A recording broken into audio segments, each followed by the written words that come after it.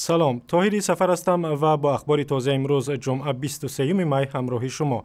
صدها نفر از ساکنان خاروق با ادامه گردهمایی در این شهر مرکز ولایت بدخشان از مقامات طلب کردند که گناهکاران تیراندازی روز 21 می در خاروق را به جوابگری بکشند. عین زمان آنها طلب دارند که رئیس ولایت، سردار ریاست امور داخلی و دادستانی ولایت از مقامشان برکنار کرده شوند. در تیراندازی روز 21 می که به گفته مقامات ضمن بازداشت قاچاقبران مواد مخدر صورت گرفت، 3 نفر از جمله یک افسر پلیس کشته شدند و 6 تن دیگر جراحت برداشتند. روز 22 می رمضان رحیمов وزیر امور داخلی و شیرعلی خیراللهov دستیار رئیس جمهور با هدف خاتمه دادن به ماجرا به خاروق سفر کردند.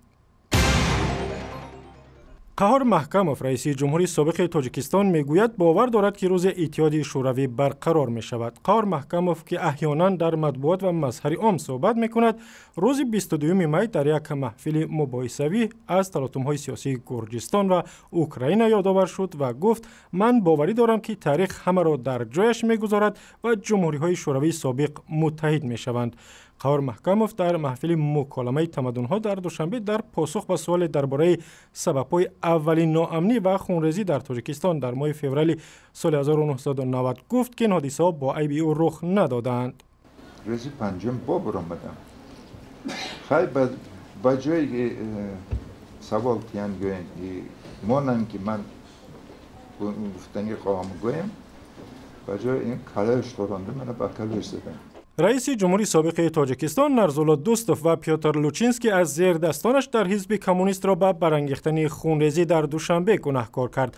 در سوال درباره بنیاد نیروگاه راغون، قهار محکمov گفت که در عهد شوروی در سالهای 80 کارها در ساختمان خوب می رفت و سربند راغون را 30 متر برداشتند، اما به دلیل مخالفت مردم محلی کارها باقی افتاد.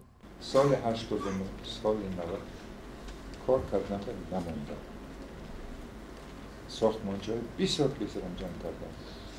اگریگات یکم آمادگی بشه، همونجا به خار رفته است. از سببی که کار کردن بر نماندن سال 89 سال 90 پولی که ما از اونجا به عذاب گرفته بودیم استفاده بردن نتونستیم.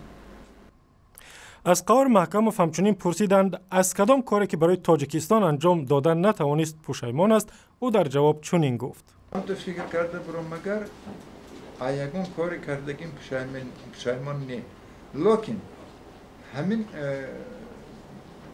در سر دل من احساس که تمام کردن نتونستم کارهای سرکردگی. این راغون این تونل طرف شمال بعد از همون تونلی که حاضر از اونجا گذشتن بسیار وزنین تونل انزو همون در وقت سویتی سر شده بود. قهار محکمov 82 ساله نخستین رئیس جمهوری تاجیکستان سال 1991 زیر فشار تظاهرگران استعفا داد. مصاحبه بی تحریر و کامل او در صفحه آزادی ویدیو در یوتیوب گذاشته می شود.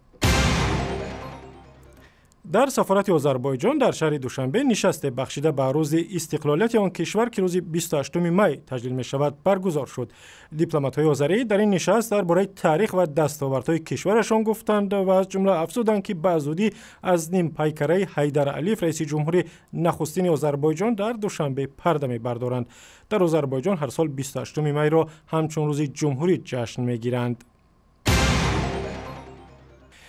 در تاجیکستان روزی جوانان را تجلیل کردند. صبح جمعه صدها جوان از ناحیه‌های شهر دوشنبه با راهپیمایی به مرکز شهر در نزد پیکره اسماعیل سامانی جمع آمده و یکجا سرود ملی را خواندند.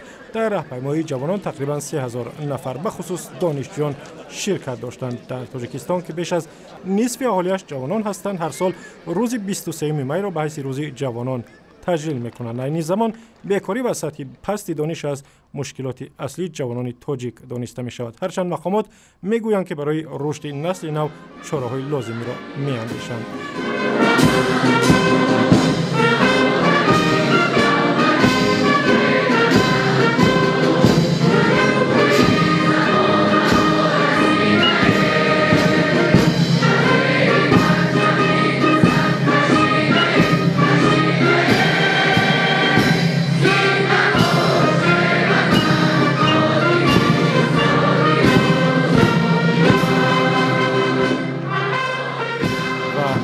بسیاری از این هم بیشتر با عکس و ویدیوهای دیگر در وبسایت رادیو آزادی، در صفحه های ما در فیسبوک، توییتر، یوتیوب و هم زمینه مخصوصی رادیو آزادی برای تلفن های همراه.